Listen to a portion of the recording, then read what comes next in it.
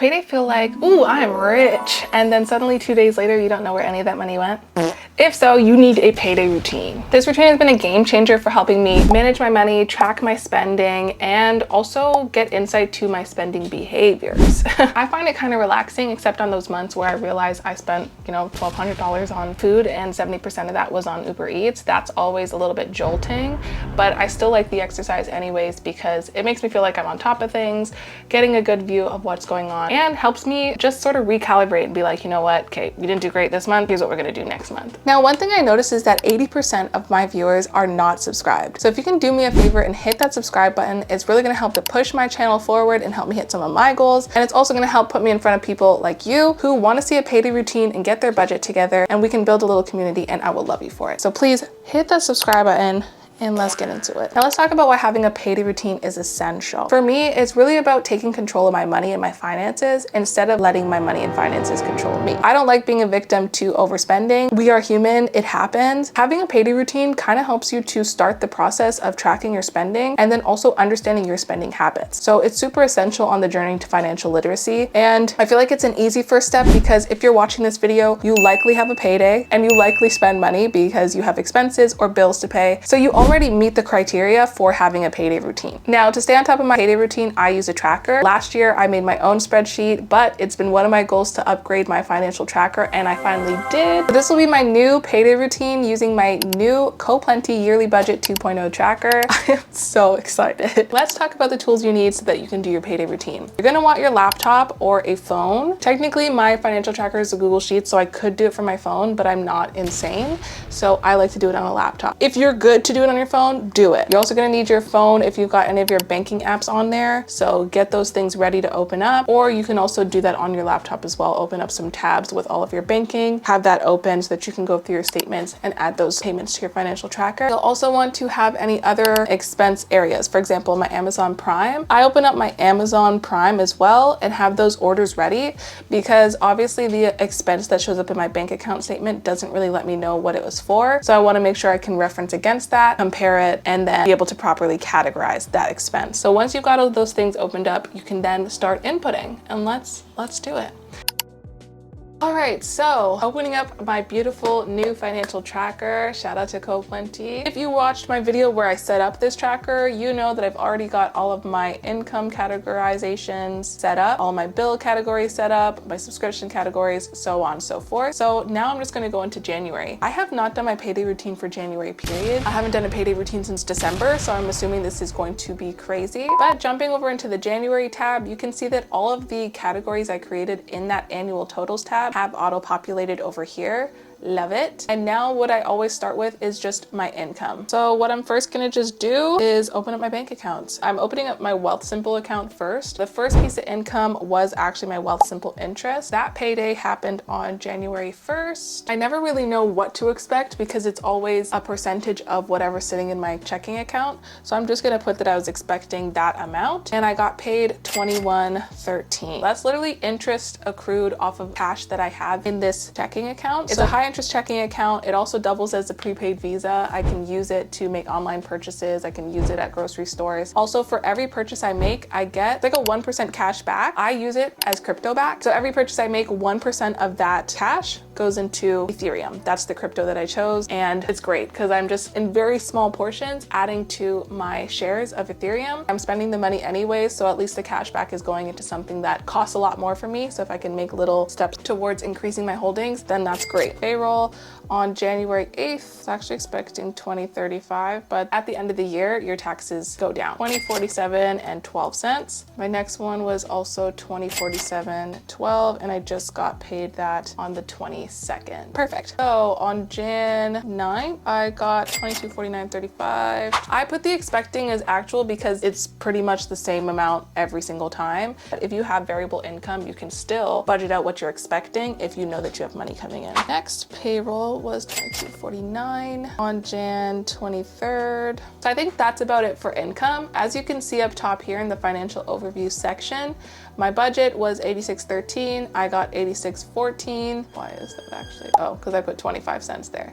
Perfect. It's just great because I'm like, that doesn't make sense. Why are we 10 cents off when I put everything exactly? That means that I didn't Great, the difference should be 0 here because I got it paid exactly what I was expecting. And so my budget and actual is the same. So far this month, my income has been $8,614.06. The next thing I get into is my bills. Starting with my bank fee, that came out on January 3rd and it was $4. Now you'll see the actual actually has a formula here. Any expenses that are going to show up in the actual will be input through this section down here, your transactions tracker. So that's really great because we know what the budget is, but we're going to see what we actually spent, especially in terms of bills. I set up like a standard budget for these things, even for the variable ones. So that's why when it comes to the transaction tracker, if the actuals are different, we'll be able to see that and it will calculate the difference. Moving on to my condo fees. January 2nd, what came out? $530.63. This is my new condo fee. It went up from $480 last year. So I'm pretty disgusted about that.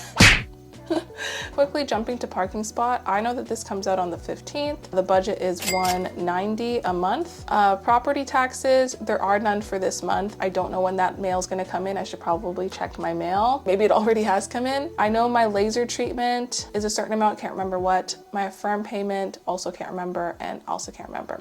Weird.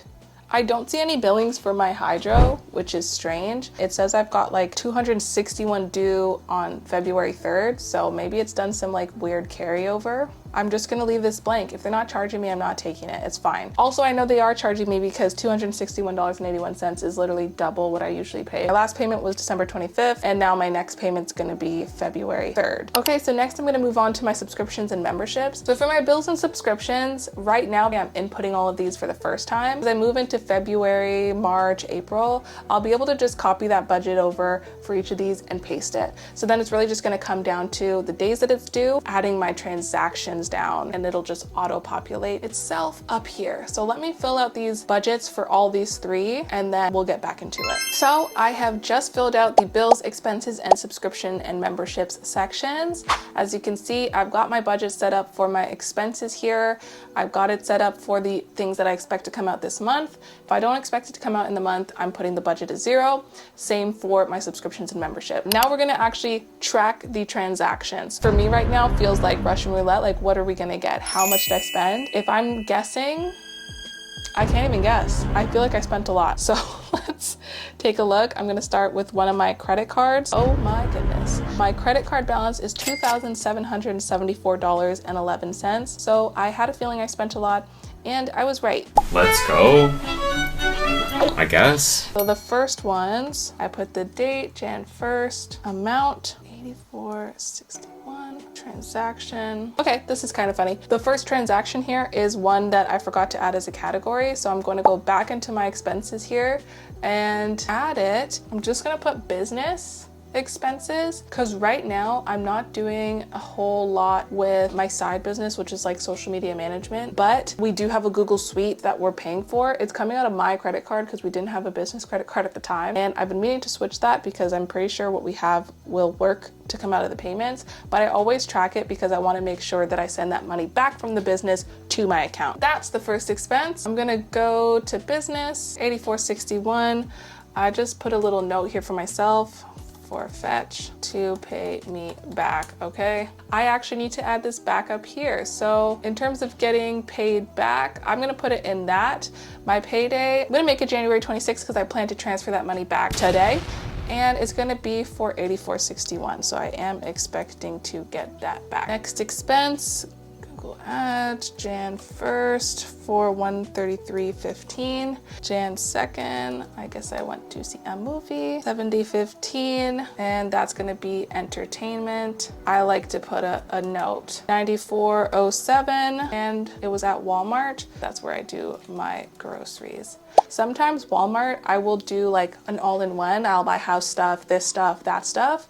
I think I want to separate it if I can. If I can buy my groceries and have a separate trip for the personal care items, or even just splitting my bills so that I can track this easier for myself, I think I might want to do that. I don't know if it's going to be too much of a overhaul, but I'm just going to be more conscious about that moving forward when I'm going out, what I'm buying, and where I'm going to track it. You guys get the gist. I'm going to quickly add all my expenses. Thank God this list is 5 miles long because I think it's going to really come down to that. And we'll meet back once I filled it out. Now I have filled out all the expenses. A few things that I forgot, which is why this practice is so great, was one, that I had originally had my laser treatment and a firm MacBook payment under the bills. That's actually debt. I should look into what the outstanding payment is, but that is debt. I will pay it off. I will pay off my MacBook. I will pay off my laser treatment. So that's not actually a bill. So I moved that.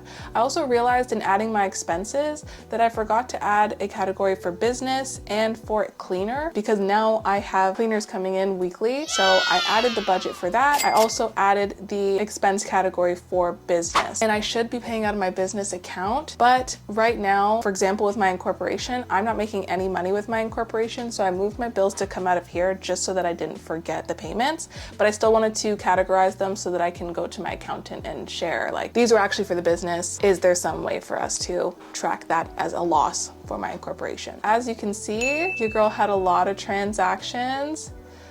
Whew. So I did pretty terrible, but considering there's only a week left of January and I'm going to be doing a no spend week this week, I think I might actually make it to the end of the month with some money left to spend. Fingers crossed. You can see here that it's calculated. I've got $697.54 left over to spend. My total income was $8,614.06. My total expenses was $7,916.52. You will also see here in my bills, if a payment transaction was entered down here that matched one of the bills, the actuals were updated. As you can see, anything in red is where I have overspent. So she overspent in the groceries, she overspent on dining out, she overspent on Uber Eats and DoorDash, along with personal care and miscellaneous items and my business. Right now, my business is gonna show as overspending because I don't necessarily have it included in my budget. Regardless, I'm gonna need to include it in my budget. So that's gonna be something that I need to plan for, but I forgot to add it. So I'm just tracking it this way. In my savings, you can see I have a Wealthsimple managed TFSA. So this one takes out $100 and puts it into a managed TFSA every paycheck. And then lastly, as we go into my debt, you can see 2 mortgage payments came out. I put mortgage payment number 3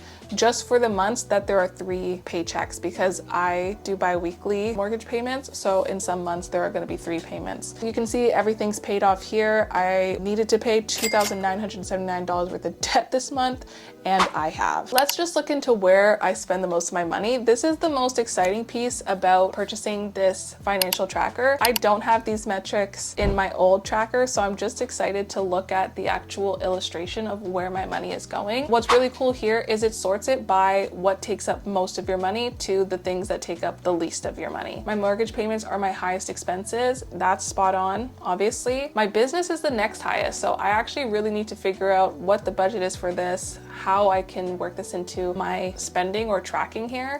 If it's gonna be coming out of my expenses moving forward, I'm gonna need to budget $1,000 just to go towards other business expenses. So that's kind of scary. Groceries is coming in at about 9%. Miscellaneous was high. I know that the miscellaneous purchases should go down because I was doing a lot of one-time purchases. When did I spend my money? This is also really cool because I can see throughout the month where my highest spending is. As we know, it's obviously going to be around my paydays because that's when my mortgage comes out. But these are metrics that are going to be really cool when we start to see how all of my month-to-month tracking shows up for the year. As you can see in my annual dashboard, it's going to start tracking my income month over month. But as I track more income, this is going to go up. And as I spend more money, this is gonna go up. It's gonna be really interesting to see how I trend over time.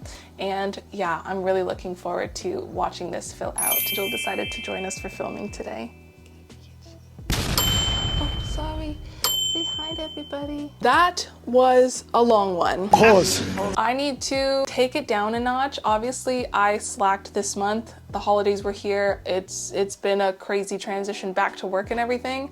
I don't usually wait a whole month before I enter my transactions, and I want to make sure that I don't do that because there were some expenses that were like, I really just don't even know where this money went. So those aren't really good when you're trying to like track your spending and figure out your spending habit. I think at very minimum, I want to do my bi-weekly check-in, but I think if I can do daily updates on this tracker, I think it's really going to help me not only get a live and current update of how much money I have left, but it's also going to help me see, okay, cool. You know what? You already spent this much. That's what you've got for the rest of the month. So I think daily tracking is going to be something that I'm going to try, and also just figuring out these business expenses that I totally forgot about. Those are my main learnings coming out of this payday routine. Let me know what you guys thought of this payday routine. Did you enjoy it? Do you also like using financial trackers, or do you leave it all to your app to tell you and do the breakdown?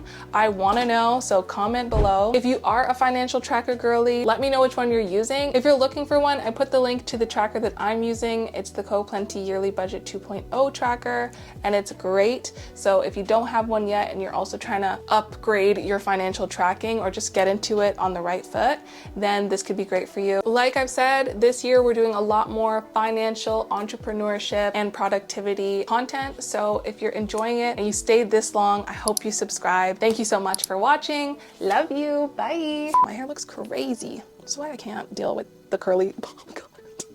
Oh my gosh. Let's see if I move it, if it's better.